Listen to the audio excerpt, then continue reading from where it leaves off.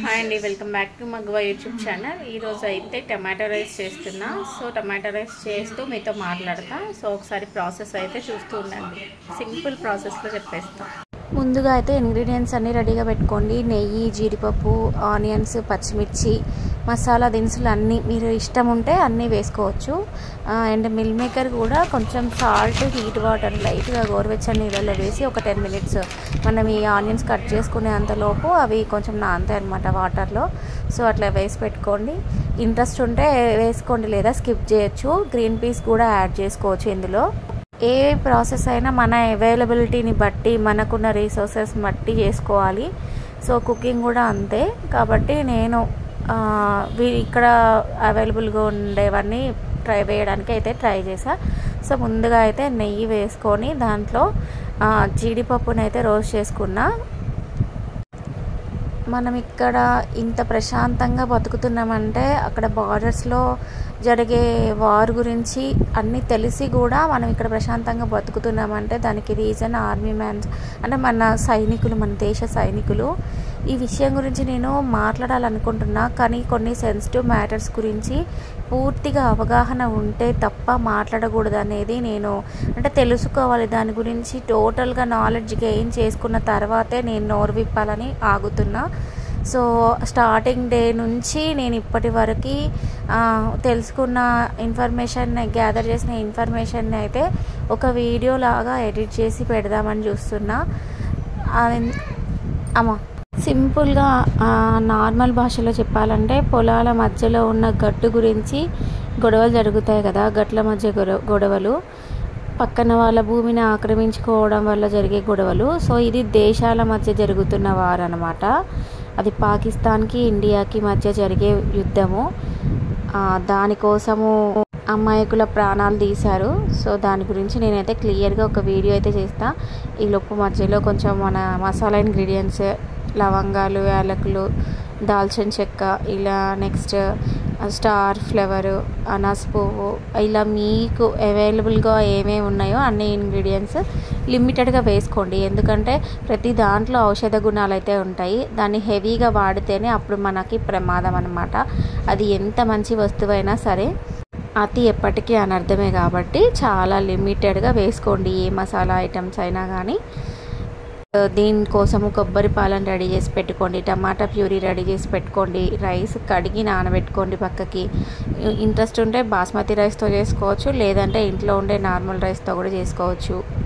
ఎవరి blood group వాళ్ళకు ఉన్నట్టే ఎవరి కుకింగ్ స్టైల్ వాళ్ళకు ఉంటుంది. సో ఇదే ప్రాసెస్లో చెయ్యమని నేను మీకు చెప్పాను, కాకపోతే ఇంగ్రీడియంట్స్ మాత్రము ఇవి. సో మీకు నచ్చిన స్టైల్లో మీరు చేసుకోవచ్చు అనమాట. నేను ఇవి కొంచెం ఫ్రై అయిన తర్వాత దీంట్లో ఆనియన్, పచ్చిమిర్చి, కొంచెం అల్లం వెల్లుల్లి పేస్ట్, లైట్గా పసుపు వేసిన తర్వాత టమాటా ప్యూరీ అయితే యాడ్ చేసుకున్నా. సో మీరు ఎట్లా చేస్తారనేది అది మీ వే ఆఫ్ ప్రాసెస్ మీ రకంగా ఉంటుందన్నమాట.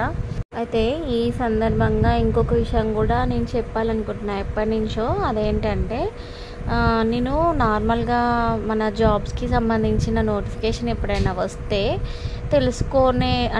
ఒక్కొక్కసారి మర్చిపోతాము, మిస్ అవుతాము, చూసుకోమన్నమాట నోటిఫికేషన్స్ గురించి. సో అట్లాంటి వాళ్ళకి యూజ్ అవుతాయి అని చెప్పేసి నాకు తెలిసినంత వరకు ఏదైనా నోటిఫికేషన్ నాకు తెలిస్తే నేను వాళ్ళకి చెప్పడానికి ట్రై చేస్తా.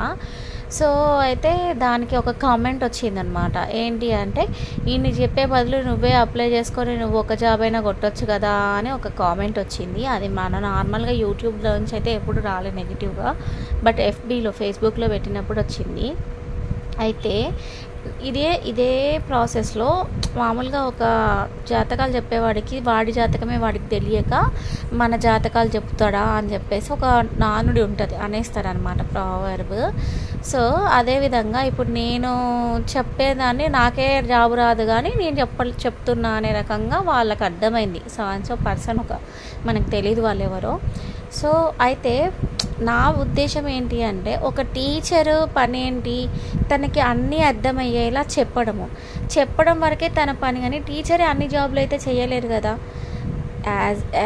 అదే వేలో నేను కూడా నాకు తెలిసిన విషయాలు, నేను ఒక మనిషిని, నేను నార్మల్ హ్యూమన్ బీయింగ్ని, నేను చెప్పే ప్రతి ఒక్క జాబ్కి నేను ఎలిజిబుల్ కాదు. నేనే దేనికైతే ఎలిజిబులో ఆ వాటికి నేను ప్రయత్నం చేసుకుంటున్నా. అది నా పర్సనల్ విషయము, చేస్తూనే ఉంటా.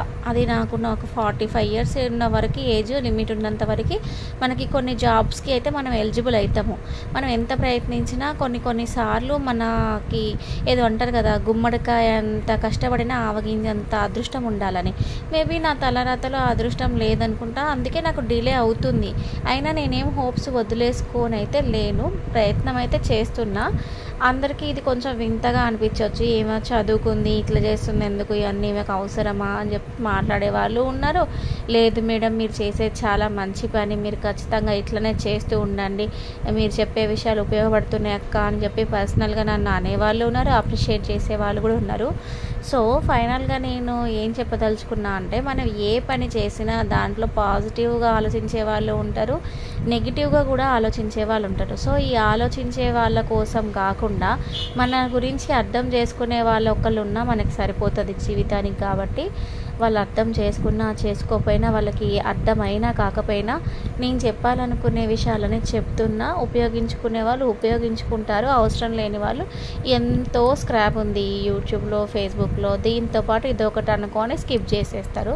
ఆల్రెడీ చేస్తున్నారు. కొంచెం మంచి విషయాలు ఎవరికి ఎక్కువ కదా, ఎట్లనైనా కూడా టైంపాస్ వీడియోస్ చేయాలి అంటే నేను ఈ కూర వండా, ఆ కూర వండా, ఇది చేసా, అది చేసా, ఇట్లా టైంపాస్ కూడా చేయొచ్చు. చేయాలనుకుంటే దానికి మంచి క్లిక్ వస్తుంది. దానికి బెస్ట్ ఎగ్జాంపుల్ ఈరోజు నేను జస్ట్ వీకెండ్ స్పెషల్ అని చెప్పేసి ఉత్తిగా ఒక షార్ట్ అప్లోడ్ చేసిన అంతే, దానికి 2000 వ్యూస్ క్రాస్ అయిపోయింది అనమాట. అదే నేను ఎండ దెబ్బ తగిలితే నష్టపరిహారం గురించి చెప్పిన రోజు వ్యూస్ రీచ్ రావు, లైక్స్ రావు. లేదా అదే నేను ఇంకేదైనా యూజ్ఫుల్ టాపిక్ గురించి మాట్లాడినా ఆ రోజు వ్యూస్ రావు, లైక్స్ రావు. సో ఇంక అది టైంని బట్టి ఉంటుంది. ఏదైనా మన లైఫ్లో అది టైం నడిపిస్తూనే ఉంటుంది, మనం నడుస్తూనే ఉండాలి. బట్ మనం అనుకున్న పని, చేయాలనుకున్న పని చేయడానికి యూట్యూబ్ అయితే ఒక మంచి అవకాశం ఇచ్చింది ప్రతి ఒక్కరికి. పాసిబిలిటీ ఉన్న వాళ్ళు మంచి వేలో దాన్ని యూటిలైజ్ చేసుకుంటే ఖచ్చితంగా సక్సెస్ అవ్వడం అయితే ఖాయం. పెద్ద కష్టమేం కాదు. ఇప్పుడు మన కర్రీ విషయానికి వస్తే టమాటా ప్యూరీ బాగా మగ్గిన తర్వాత మిల్ మేకర్స్ వేసాను నేను. కొంతమంది ముందే మిల్ మేకర్స్ వేసుకుంటారు ఆనియన్స్ వేసిన తర్వాత.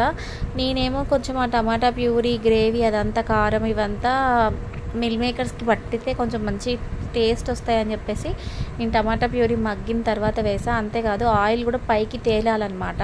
సో అప్పుడు టమాటా ప్యూరీ బాగా కుక్ అయిందని అర్థము. దీని తర్వాత నానబెట్టిన బియ్యంని వేసుకొని కొంచెం అట్లా కలిపిన తర్వాత దీంట్లో ఇప్పుడు కొబ్బరి పాలు పోయాలి. దీంట్లో ఒక చిన్న ట్రిక్ ఏంటంటే, ఫర్ ఎగ్జాంపుల్ మనం ఒక గ్లాస్ రైస్కి 2 గ్లాస్ వాటర్ పోస్తాం కదా నార్మల్గా కుక్ చేసేటప్పుడు.